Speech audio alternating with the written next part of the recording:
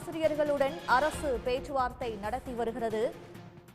சம வேலைக்கு சம ஊதியம் வழங்க வலியுறுத்தி இடைநிலை ஆசிரியர்கள் தொடர்ந்து போராட்டம் நடத்தி வருகின்றனர். சென்னையில் இடைநிலை ஆசிரியர்களுடன் பேச்சுவார்த்தையை தொடங்கியிருக்கிறது அரசு. இதுகுறித்த கூடுதல் விவரங்களை தருகிறார் செய்தியாளர் பிரபாகரன். பிரபாகரன், இடைநிலை ஆசிரியர்களின் கோரிக்கை என்னவாக இருக்கிறது? விவரம் என்ன?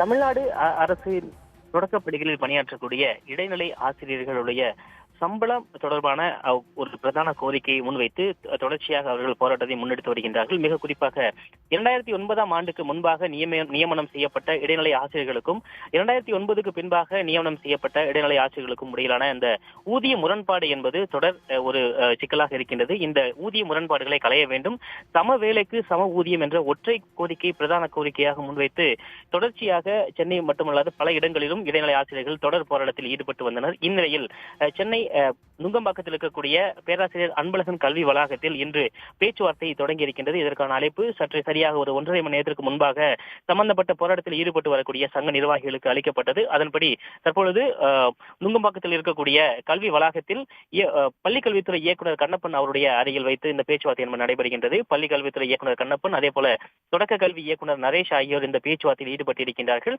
இதில் தொடர் போராட்டங்களை முன்னெடுத்து வரக்கூடிய இடைநிலை ஆசிரியர் சங்கத்தின் சார்பில் 4க்கும் மேற்பட்ட நிர்வாகிகள் கலந்து கொண்டிருக்கின்றார்கள். அவர்கள் போராட்டத்தில் தாங்கள் முன்வைத்து வரக்கூடிய கோரிக்கைகள், சங்கம் சார்ந்தும் இந்த ஆசிரியர்கள் சார்ந்தும் முன்வைக்கப்படக்கூடிய கோரிக்கைகள் தொடர்பாக விரிவாக இயக்குநர்களிடம் தங்களுடைய கோரிக்கைகளை முன்வைத்திருக்கின்றார்கள். அரசு தரப்பிலும் ஏற்கனவே பள்ளிக்கல்வித்துறை அமைச்சரும் சரி ஆசிரியர்களை திமுக அரசு கைவிடாது என்று தெரிவித்திருந்தார். தொடர்ச்சியாக இது குறித்து நிதித்துறையிடம் கேள்விகள் கேட்கப்பட்டிருக்கிறது. அது தொடர்பான ஆவணங்கள் பரிசீலனையில் இருக்கின்றன என்று கூறிய நிலையில் தற்பொழுது பேச்சுவார்த்தை என்பது பள்ளிக்கல்வித்துறை இயக்குநர் மற்றும் தொடக்க கல்வித்துறை இயக்குநர் தலைமையில் நடைபெற்று வருகின்றது. இதில் போராட்டத்தில் ஈடுபட்டு வரக்கூடிய ஆசிரியர்கள் சங்கத்தினர் கலந்து கொண்டிருக்கின்றார்கள்.